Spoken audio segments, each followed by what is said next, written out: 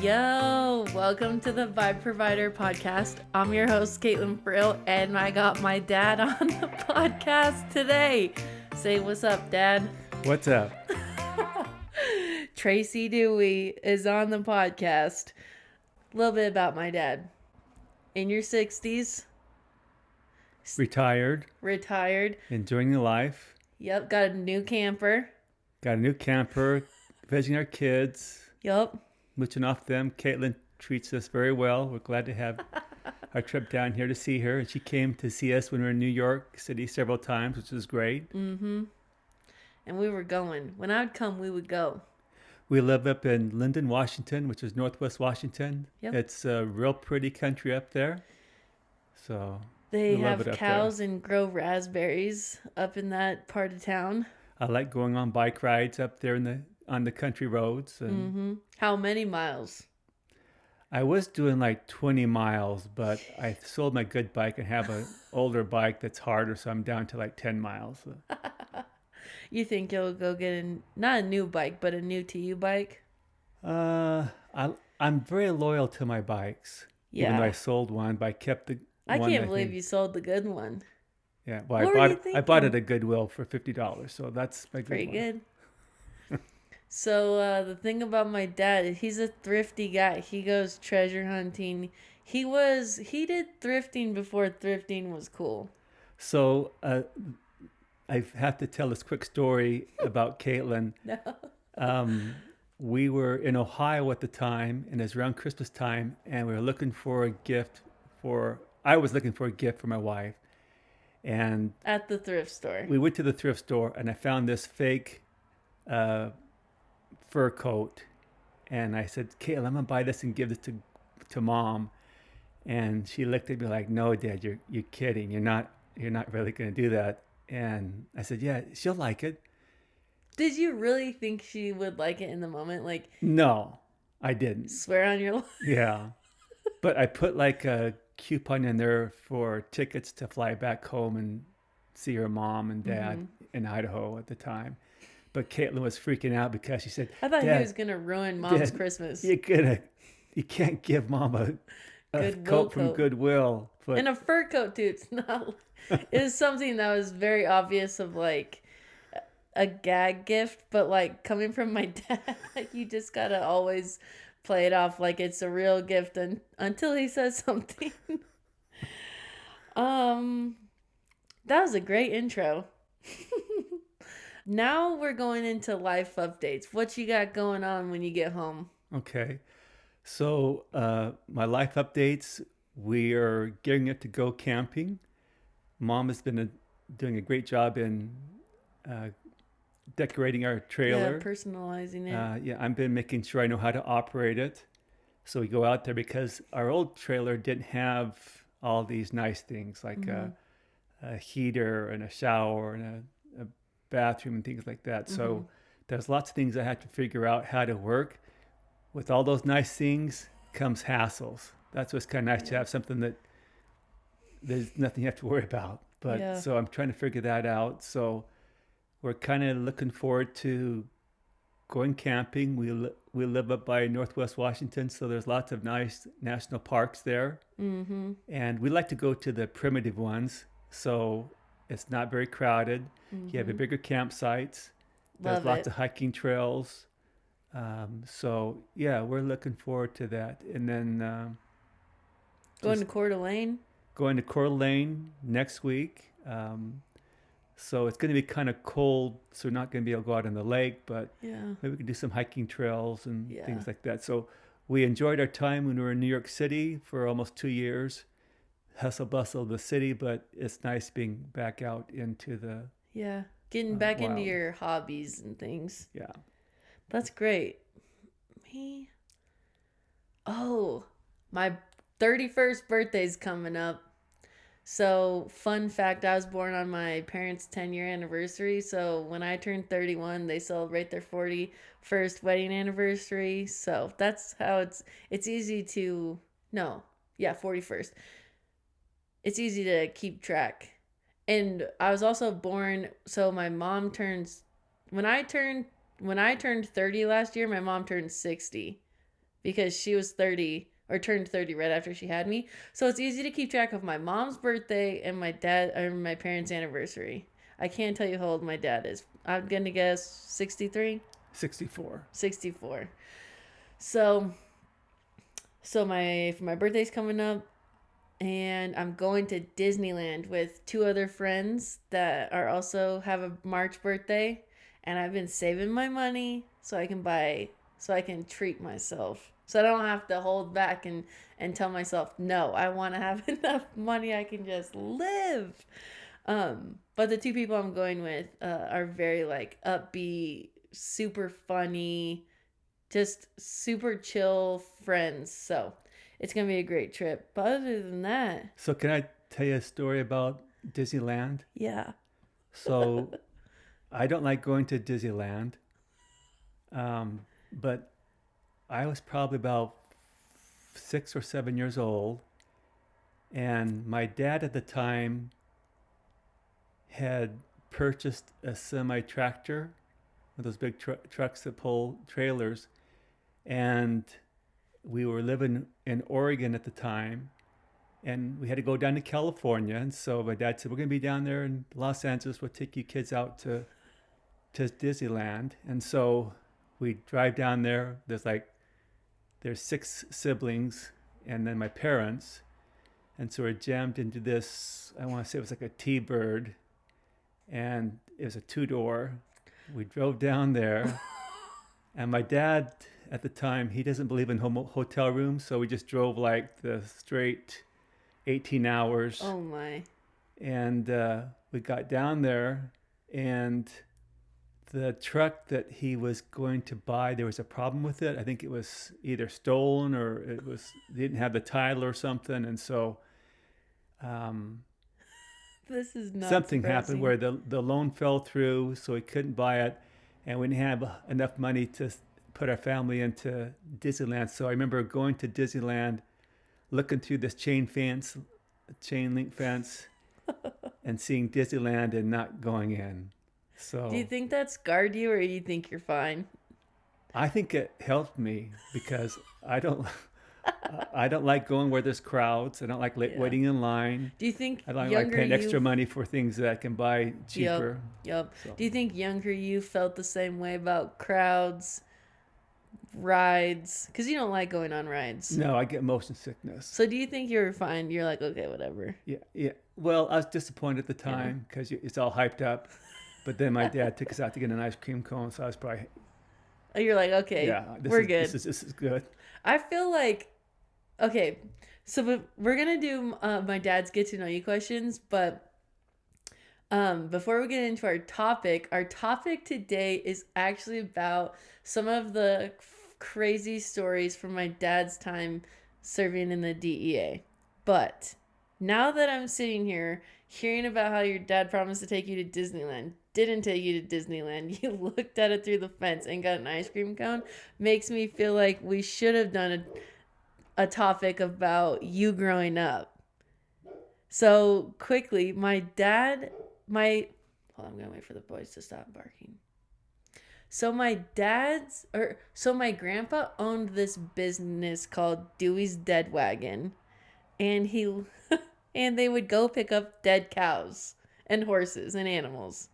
And and then his dad raced dogs, horses. They were greyhounds. Greyhounds. Greyhounds were used to race, and they need high protein. And so we used the meat from the dead cows to grind up to mix with the dog food. Yeah.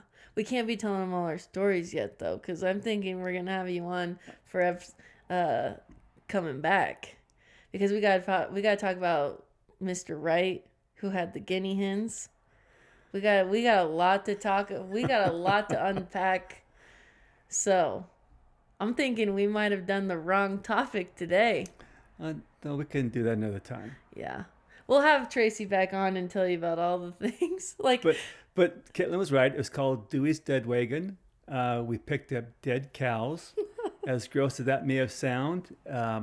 It's for the dogs. Well, we'd take the cow to the rendering plant, and sometimes we pick up like 15 to 20 cows a day, and that sometimes you'd be like $15 a cow for the carcass, and you take the rendering plant, and then they'd skin it, so you get the cow hide. They would take the meat off the bones, and that'd go towards dog food, and then they'd use the insides of the cow.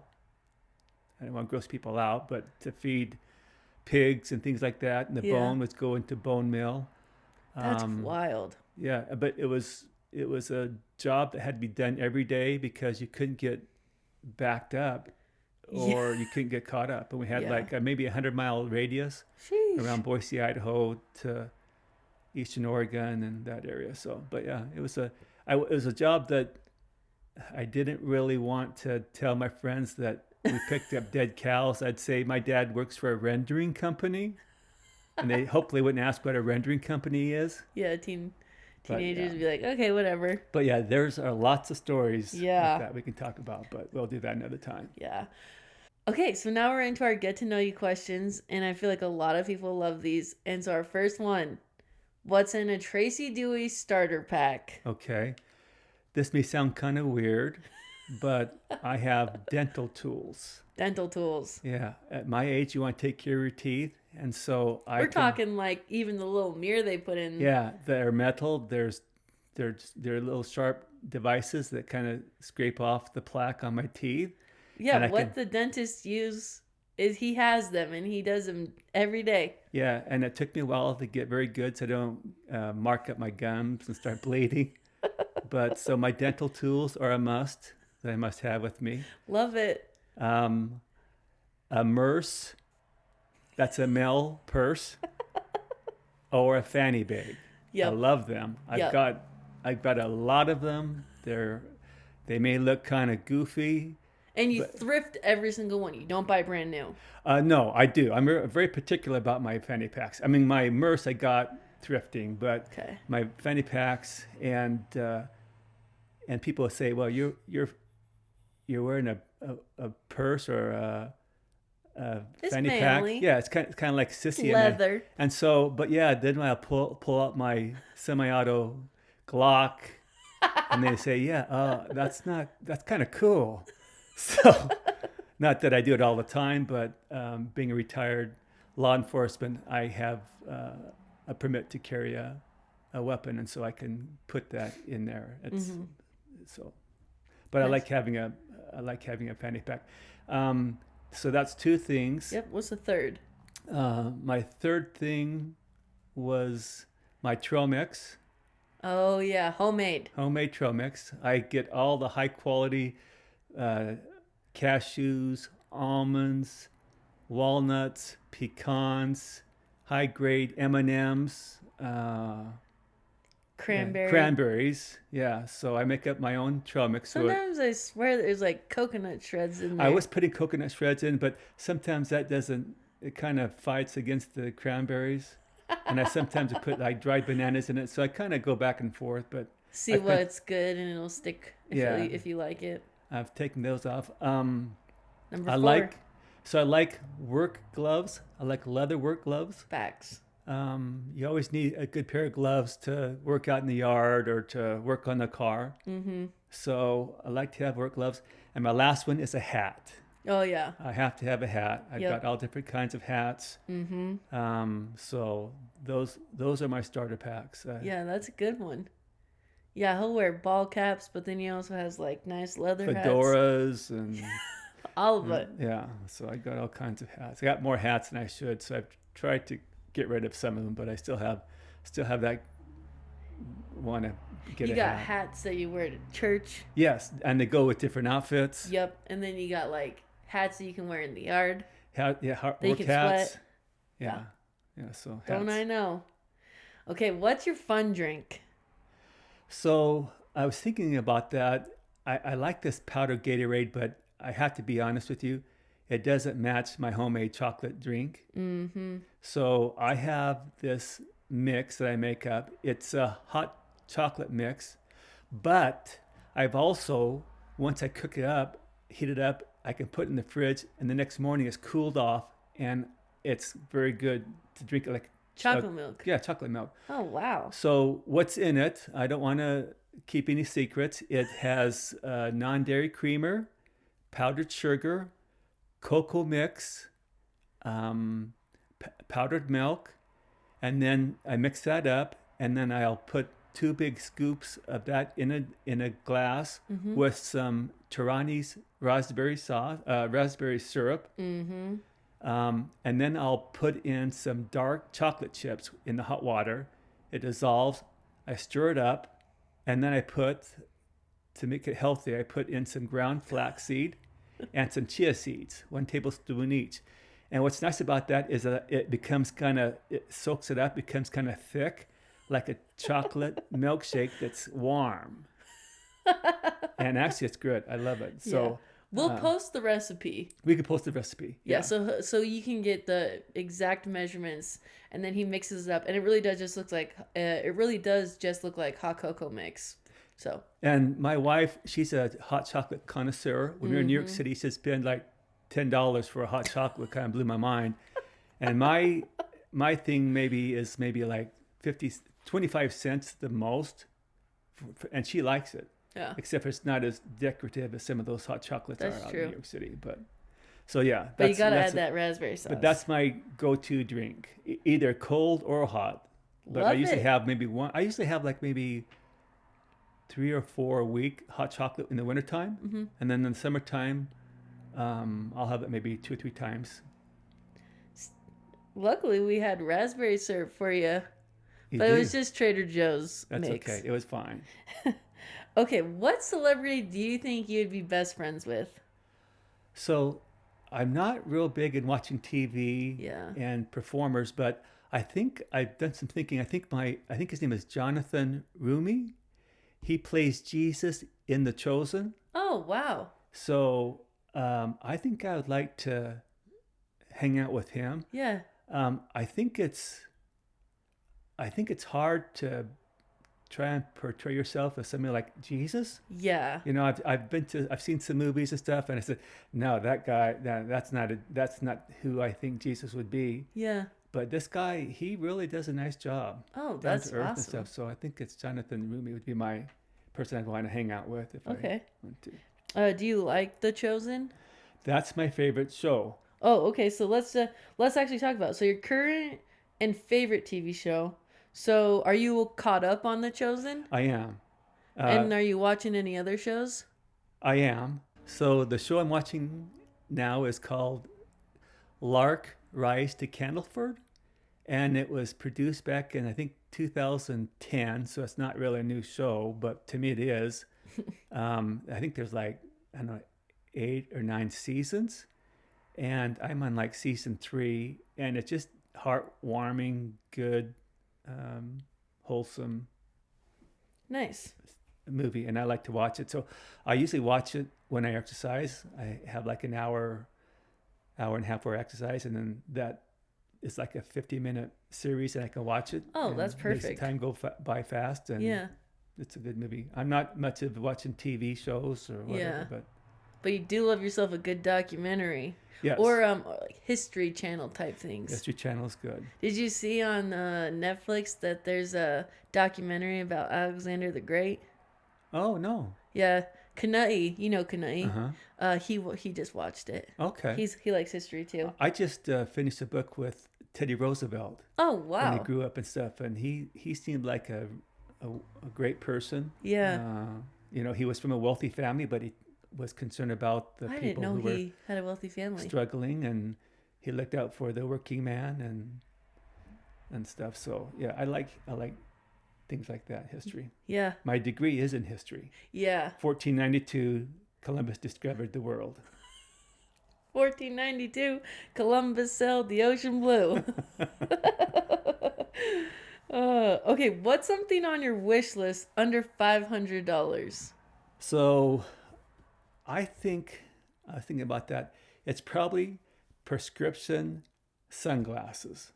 Okay. So you have some that clip on. I have some that clip on, and I like those. And I'm not sure, but I think I might consider prescription sunglasses. Okay. So I think that might be something that I might be willing to consider.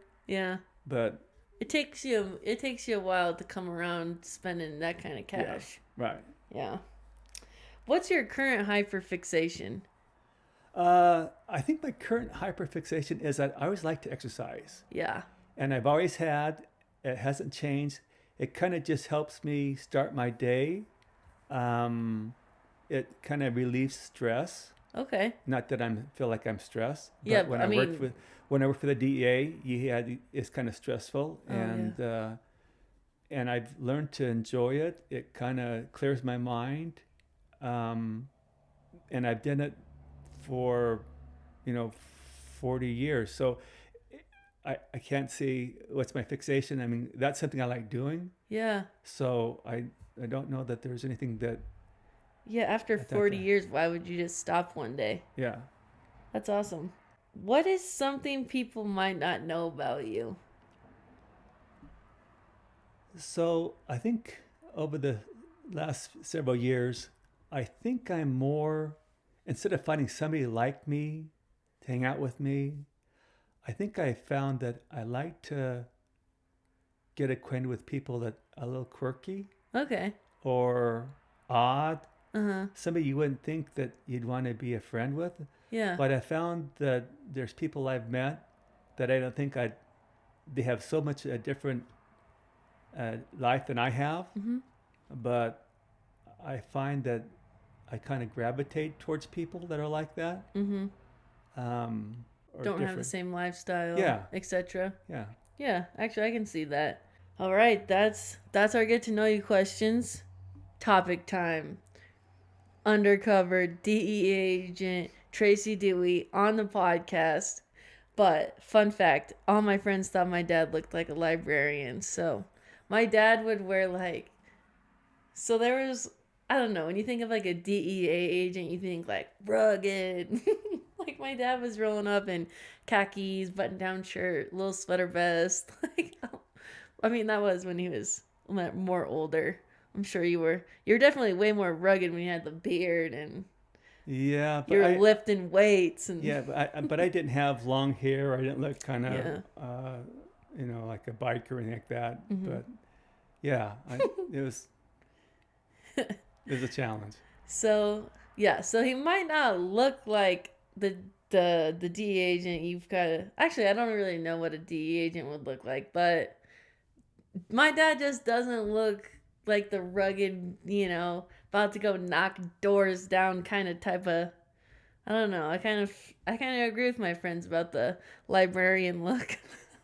And I did it for 33 years. And you retired. And I retired. At the age you had to retire. Right. So you have to retire on your 57th birthday Mm-hmm. in federal law enforcement.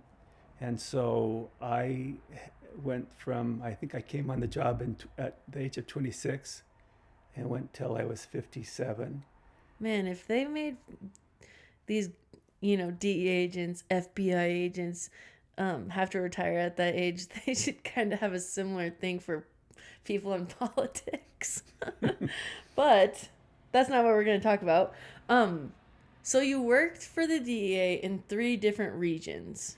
Right. Now let me explain to you how I got into the DEA. Oh, yeah, That's yeah, okay. yeah.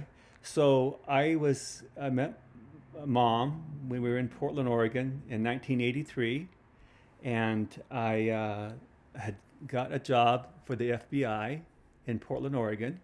I was a night clerk. So I was in the office after hours answering calls. Lots of times you get people kind of nutty that call in, or there's emergencies that came in that you have to call a duty agent and things like that. But my main job was to put files away and, to answer phone calls. But usually after around 11 o'clock at night, it got kind of slow. And my days off were in the middle of the week, like on a Wednesday and a Thursday.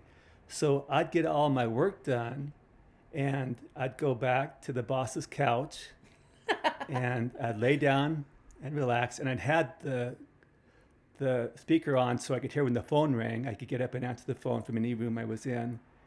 And the boss had like a TV on and I'd watch like Charlie Rose and sit back. And I had the alarm set where anybody who came off of the elevator floor onto the to the FBI floor, I'd wake up because there'd be like alarms going boop boop boop boop. Somebody's in the building. And this one particular Saturday night, like about 3 o'clock in the morning, I'm stressed out, sleeping on the boss's couch, and I hear the alarm go off. Beep, beep, beep, beep. I'm trying to get up off the couch, and I can't get up. Sleep paralysis. I thought, they're going to catch me asleep on the boss's couch. They're going to fire me. And of course, it was a nightmare. Nothing happened. It was a No dream. wonder he couldn't get up. I can't get up. But anyway, but I was very diligent. I did my work. I was a dedicated employee, and that was a hard job to work the midnight shift for like 3 years. But at that time, I went to Portland State University and got a college degree in history. And at the time, FBI was hiring for like lawyers and accountants, and of course, I had a history degree because that was the easiest one to get. And so DEA. They were hiring, all you had to do was have a college degree. So I was given an opportunity to get hired on. And I went to Quantico where they had the DEA Academy by the FBI Academy.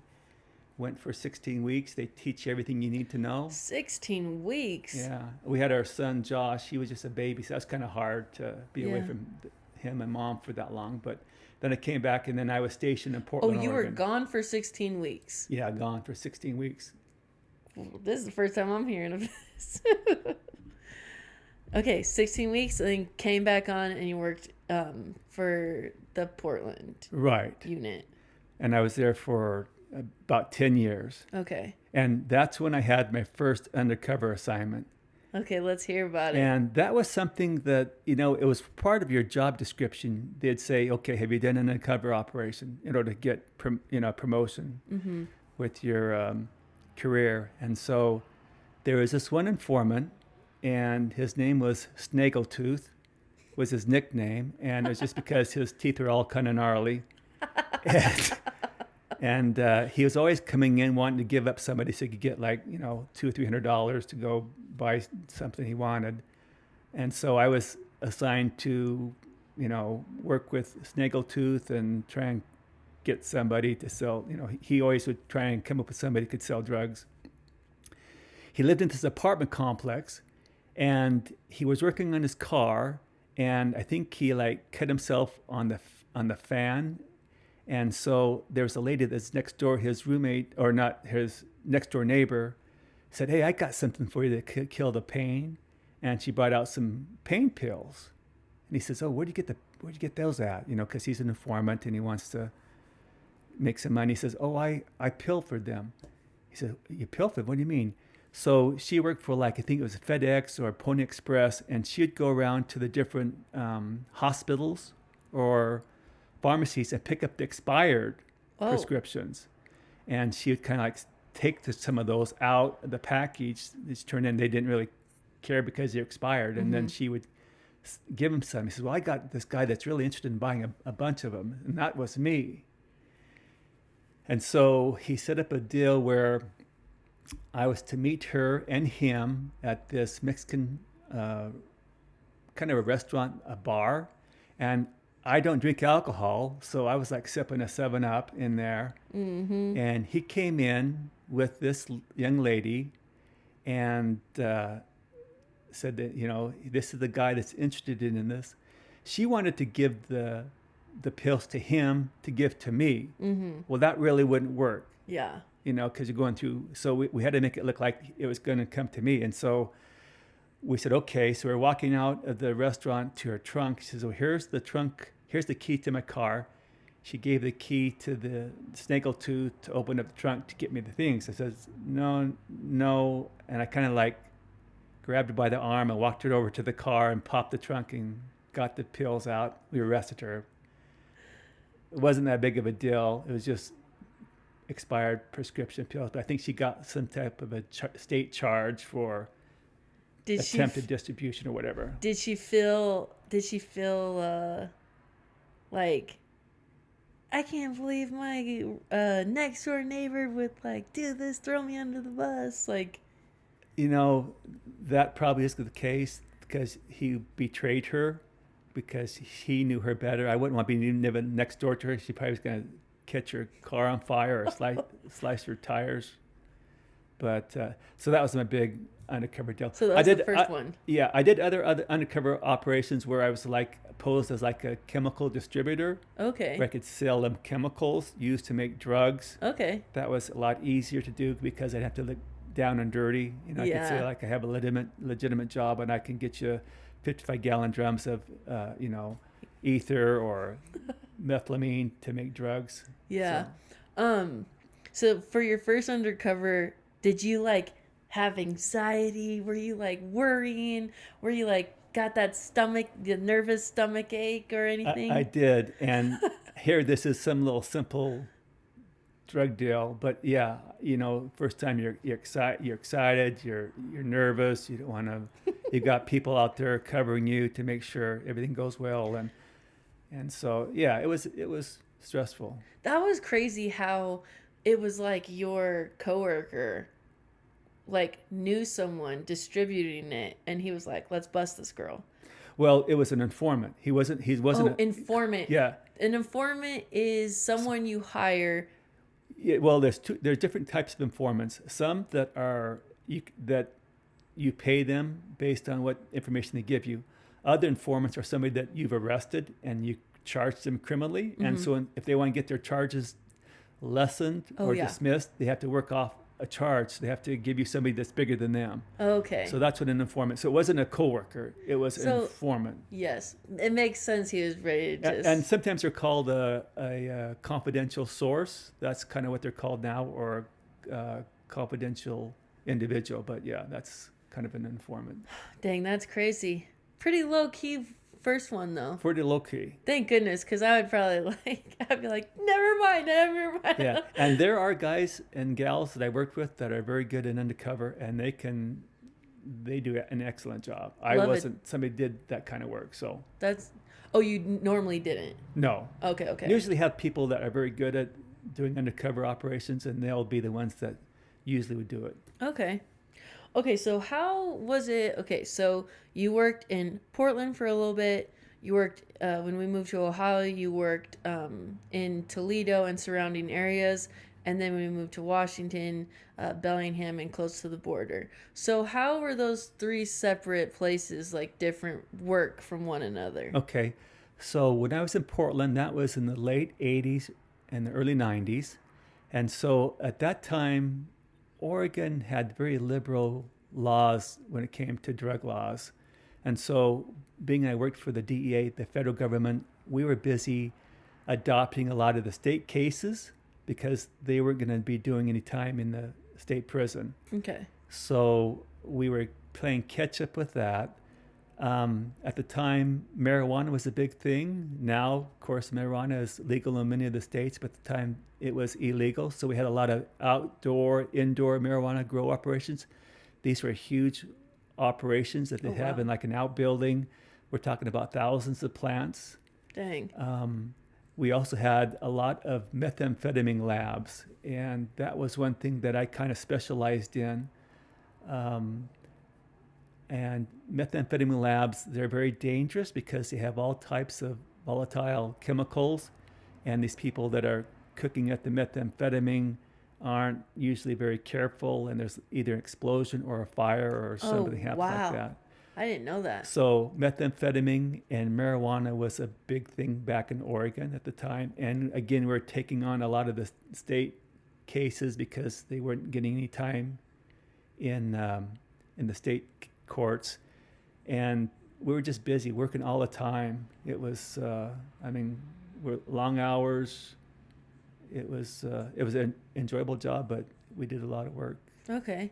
And what about, go for it. So Ohio was a little bit different. So Ohio was right next to I-80 and I-90, so it's like a transportation hub where drugs were being driven through there, and it was like a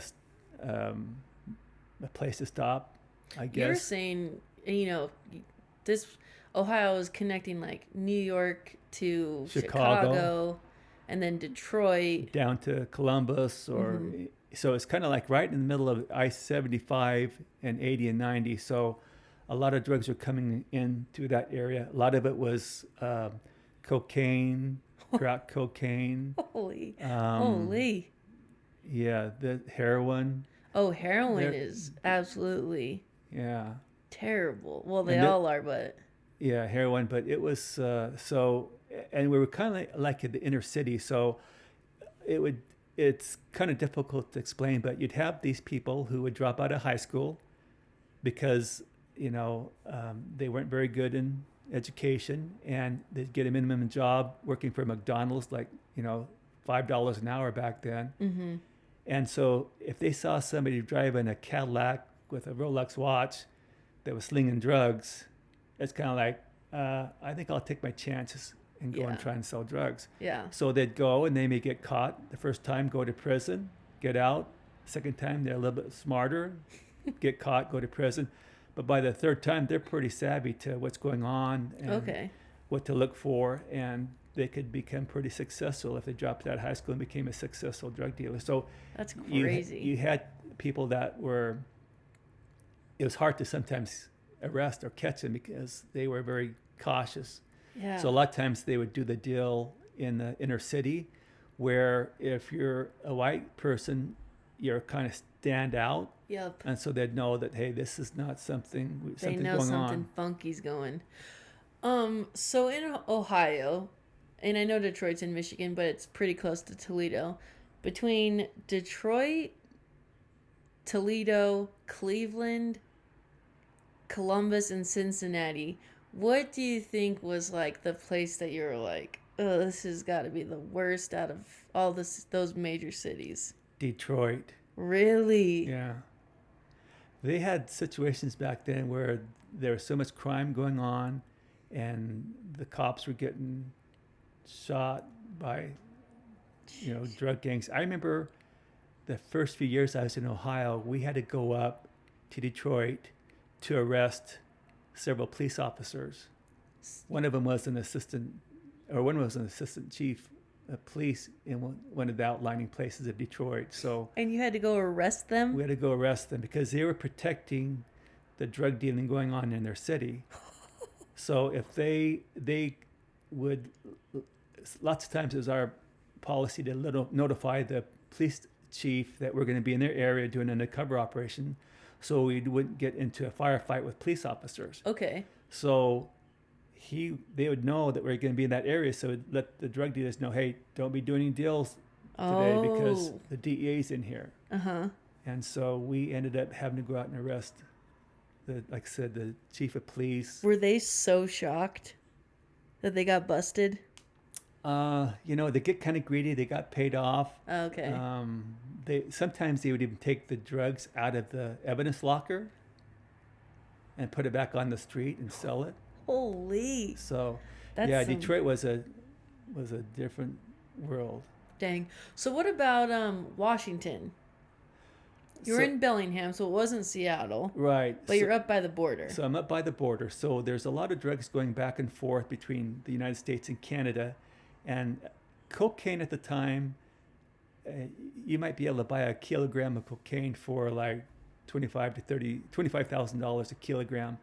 Well, you get almost twice that amount if you sell it in Canada. Whoa. So there's a big incentive to get it across the border. And so that was a lot of our work, was drugs trying to be crossed into into Canada. Okay. And then Canadian funds coming across into the United States. So a lot of smuggling between the United States and Canada. And what kind of drugs do you think they're or you said cocaine? Cocaine, ecstasy was a big thing that was going on. Oh. But it was cocaine mostly that was worth this. They'd take cocaine and then trade it and bring the ecstasy back over into the United States. So it kind of would switch back and forth. Yeah. And then marijuana was a big thing, but at that time marijuana was starting to kind of be put on the back burner. Okay. Dang. Well, did you prefer one location over the other? Like over those 3 locations, which one was your favorite? I think it was good for my career to go to all 3 locations. if I would have been in Portland, Oregon for my entire career, that'd be Would have gotten stale. get kind of stale. So I'm glad we kind of were able to move around and every 10 years or so. You think the craziest stuff going on was definitely in Ohio, or? Yeah, Ohio. Yeah, Ohio was pretty I feel like interesting. Ohio's known for like having a lot of heroin, to be honest. Okay. But you should tell everyone about when we went on a spring break trip. Yes. So at the time, my wife was out visiting her parents in Idaho, and we were home in Ohio as spring break for the kids. And Caitlin had some friends, and our other son Jesse had a friend, and we were going to go over to South Bend, Indiana. Shipshawana, where the Amish people are. Yeah. Spring break. There's an indoor pool. It's still kind of cold over there. So we packed up, went over there. There was like a game room in the resort, a swimming pool, and so I brought my bike and I wanted to go over to Notre Dame and just kind of hang out there and see some of the interesting history they have there. And so their kids were old enough I could trust them. They're very well behaved. They could stay inside the resort, and I'd go ride my bike maybe about 5 miles to Notre Dame. And from where we were at to Notre Dame is kind of a rough area. And so I rode my bike there. On my way back, I stopped at this Save-A-Lot grocery store. This is the grocery store where you have to put a quarter in to get the shopping cart, right? And so Like an Aldi. Like an Aldi's. And so I go in there and I gather up all these different types of snacks for the kids. And I have my fanny pack. And in my fanny pack, I have my gun, my badge. Because you have to carry it on you 24/7 because you're an active agent. Yeah, even though I'm off duty. I don't want to be leaving my gun around, and so I have it with me. And so I go out, I have a little basket on my bike, and I'm putting the stuff from the shopping cart into the bike basket, and then I take off and ride back to our resort.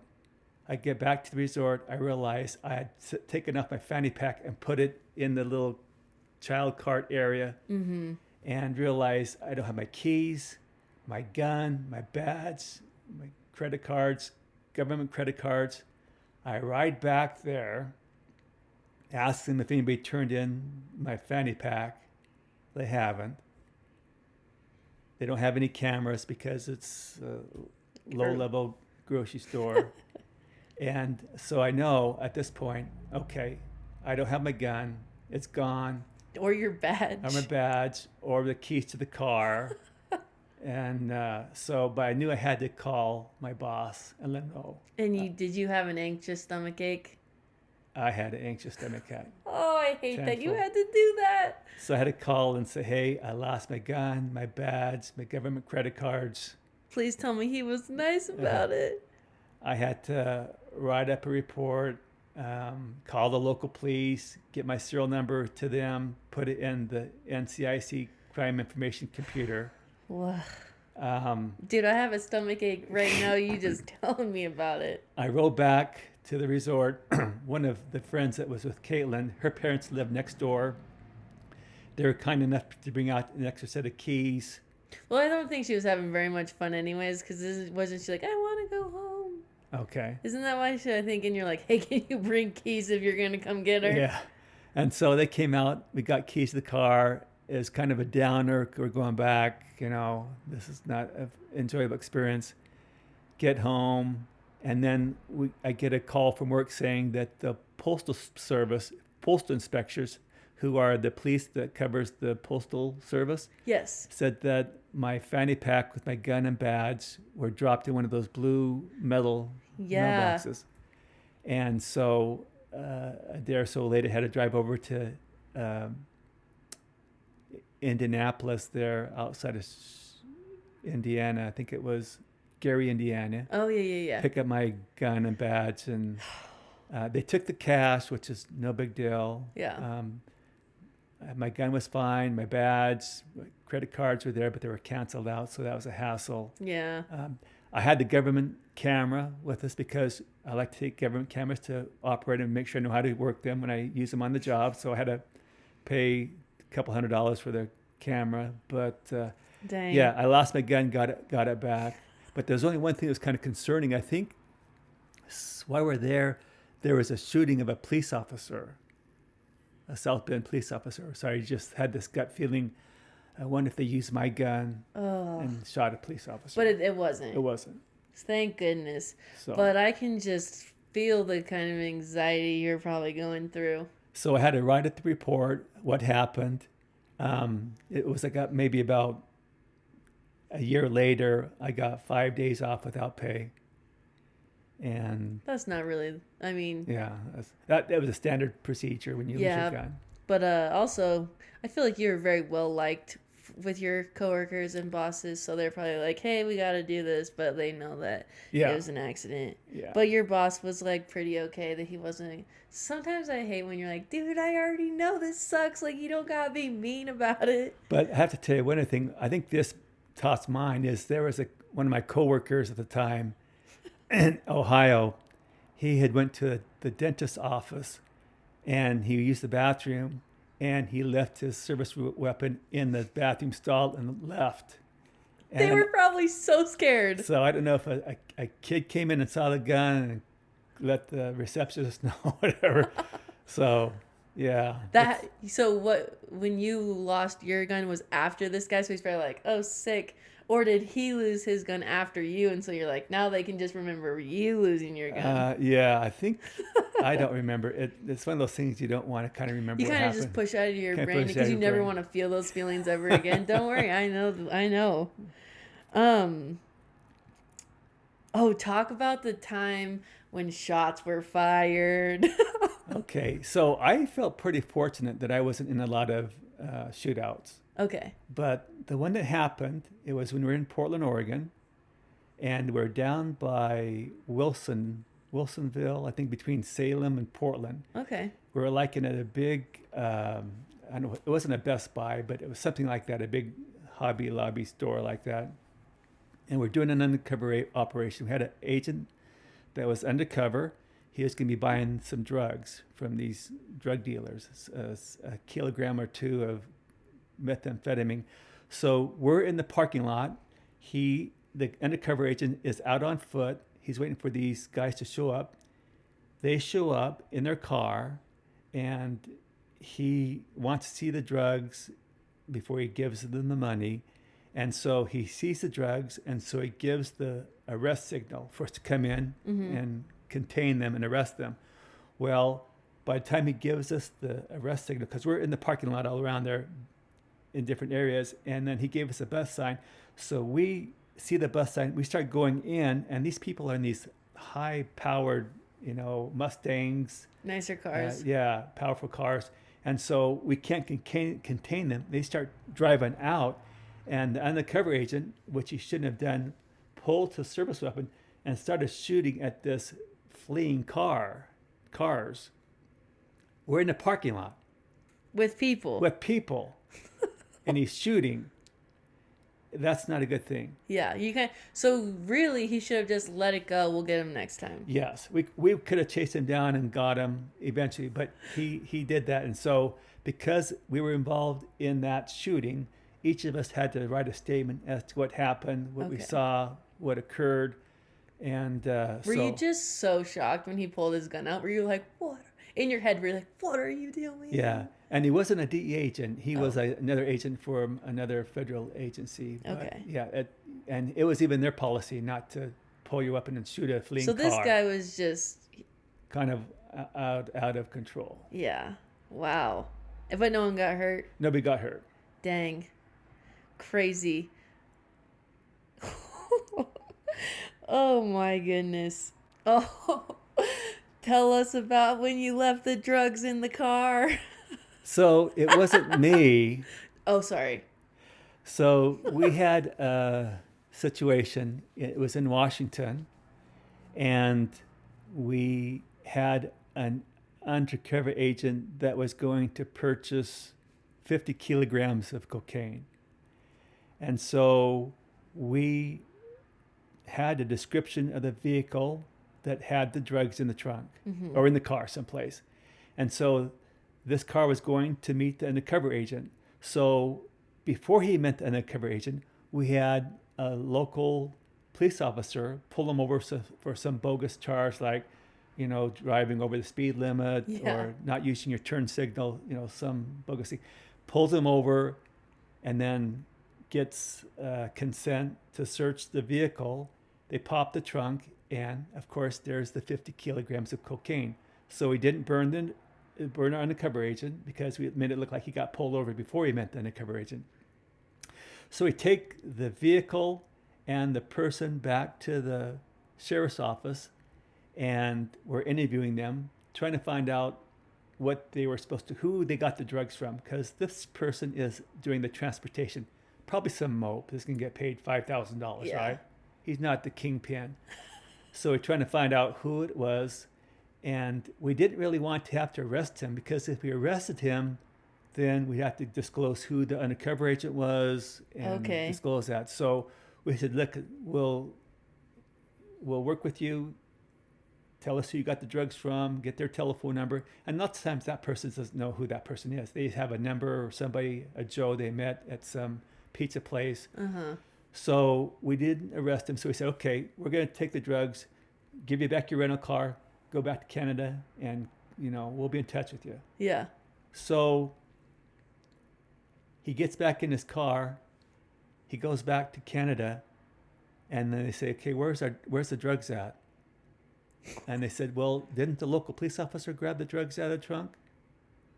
He didn't. So the guy in the car that we said go back to Canada has the 50 kilograms that we wanted to seize. He's like, I'm still getting my $5,000. And by that time, we had let a lot of the other officers, agents go, because we had done everything. And so there's me and this other agent. We get in our car. We're about 10 minutes behind. We're going like 100 miles an hour up I-5, trying to catch this car, hoping we don't lose him. We don't have a tracking device or anything. Yeah. And he could just get off and be like, I'm about to lose these guys. Yeah. Well, and I don't think they realized that the drugs were still in the car. I think they realized we took him out. And so we pull him over, and we go up to say, hey, can you pop your trunk? He popped the trunk. We grab the... And you're like, have a great day, sir. Have a good day. We'll see you later. But yeah, that wouldn't have been good to lose 50 kilograms. So when you go and you secure the grams of drugs, does anyone get in trouble? Like, did that officer who pulled him over to help you guys out, does he get in trouble for not taking the drugs then? Or is it kind of like, hey guys, we're fine. We ended up getting them out. We're all good. Yeah, it wasn't their fault. They probably thought that because we were going to take them back and interview them, somebody dropped the ball, but you're busy doing other assignments, and whoever was supposed to forgot. So yeah, but luckily nothing happened. Oh, another anxious stomach ache. Let's talk about the 6 million in the 90s. That was unbelievable. So there was this drug dealer. He started out small in the 1970s, where he was selling marijuana in Oregon, and he became quite successful. He ended up getting hooked up with the Thai government in Thailand. Whoa. And there's a Thai general, and they could grow marijuana in Thailand, and then he would bring the marijuana on these big motherships off the coast of Oregon. Whoa. And then smaller boats would come out from the coast and pick up, a couple 100 pounds of marijuana. This went on for 20 years. So this guy became very successful just dealing with marijuana. Wow. And what happened is he wanted to make the money become legitimate. So he had to use a what we'd call somebody could take the money, dirty money, and make it look clean, and money launderers. Mm-hmm.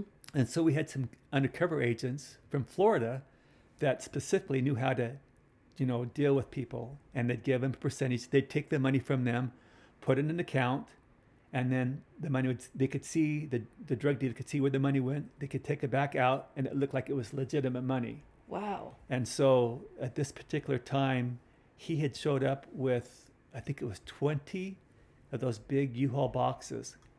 And he came in and met with undercover agents in the hotel in Portland. And then he left in a van and came back with, I want to say like 20 of these huge U-Haul boxes. And so I was at the time driving our van. And so he took the boxes and put it into our van after he had left and did the undercover deal. And we took it and drove down to the Federal Reserve branch in Portland, Oregon. I have one agent in front of me and one agent behind me, following me. I have $6 million. Did you know that at the time? I didn't know how much money it was, but 20 boxes of cash, I knew it was a lot of money. Yeah. And so, I mean, if anybody knew that, any bad guys, they'd probably knock us off and take that and, without a heartbeat. Oh, my. So we took it to the Federal Reserve branch. It took them like 2 days to count those money counters. And most of them were $20 bills. And there was only like one or two counterfeit $20 bills out of $6 million. Only one or two out of $6 million. Yeah. Holy. And you drove, and they told you, and you're like, I drove that much money? Yeah. Oh, man. Dang. That is wild. And so some of these stories are just from the 10 years in Portland. Yes. The leaving it in the trunk. Leaving the trunk was in Washington. That was not long. That wasn't long ago. Not long ago. That was probably like over 10 years ago, though. Yes. Yeah. Really quick before we end, there's actually more stories, but I think I'm gonna save them, and then we do another episode if you guys liked it. But one thing, I saw my dad. My dad packed my lunches every day, made me breakfast every day. If in my head, I don't think he was like, in my head, I was like, my dad's a DEA agent, and to me, I was like, he's just at the office writing files. I guess I really didn't know the extent of his job, because he was just doing the dad things when we were together. When he wasn't at work, he was making me dinner, lunch. But there was this one thing that I specifically remembered about your job. And in my parents' current home, it's a Rambler, but there's this like bonus room, mother-in-law type suite above the garage. And we made it into my room when I lived at home. And one morning I was coming down for school, and I walked into the garage, and it smelled so terrible. And I never had smoked weed or anything before, and so I didn't know what that smell was. And I go inside, and my dad's actually like still in bed, which isn't normal. And I was like, Mom, what is that smell? And she like rolls her eyes, and she goes, it's marijuana. Your dad, telling me about how my dad had this huge drug bust, and so the scent of marijuana gets in your clothes and your pores, and you can smell like it, right? Yeah, yes. And also, you're down there pulling out the plants, and it's in small confined areas, and they have it throughout, even the crawl spaces, and it gets into your skin, the oils and things like that. Mm-hmm. So yeah, and it's a nasty smell, skunk smell. Yeah, and so my mom was like, yeah, Dad ditched his clothes in the garage when he got home late, because this was like a nighttime bust. And she's like, yeah, he left his clothes in the garage, which stunk that up. And then he got in bed, and then he stunk their bed up. But he was just so exhausted after, a nighttime drug bust. But it had smelled like that for a couple of days. That, and also back when I was in Portland, Oregon, the same thing with methamphetamine at the time. They used this thing called acetic acid, or phenylacetic acid, it smells like cat urine. Ooh. So you can imagine smelling like cat urine in your clothes, and it gets into your system. Dang, crazy. Anyway, so that was one story I remembered, just because it was when I was a teenager, and I was just like, what? Why does the garage smell so bad? And my mom was like, yo, your dad, dude, he got in bed too. And anyway, so it was just funny. And it was just, my dad has a job that's just not your typical job. So he always had stories, and we have tons more, but we'll have to save them for another episode. Hopefully you guys want to hear a little bit more about Tracy Dewey working in the DEA, but we also have to do another episode about how he grew up. But anyways, we hope you guys enjoyed this episode, and we'll see you guys next time. See ya!